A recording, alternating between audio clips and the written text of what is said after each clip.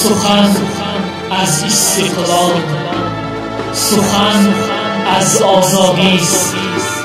همه جا تن به تن، همه جا کیف به کیف، اثر بغض و بلا خیستن است.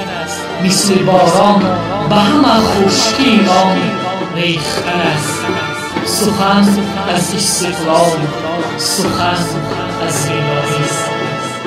استقلالیت از خودشناسی و وطن دوستی ابتدا می‌گیرد. همایون باد استقلال تاجیک. استقلالیت سرچشمه مهر و محبت و دوستی و رفاقت است.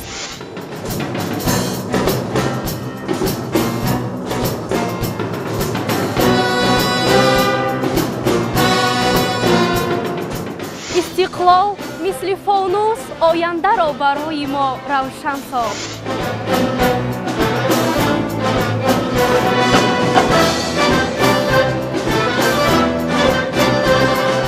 استقلالیت دولتی تاجیکستان برای مردم کهن‌بنیاد و سربلند تاجیک بزرگترین و شکوهمندترین صحنه سیاسی و تاریخی به حساب می‌رود.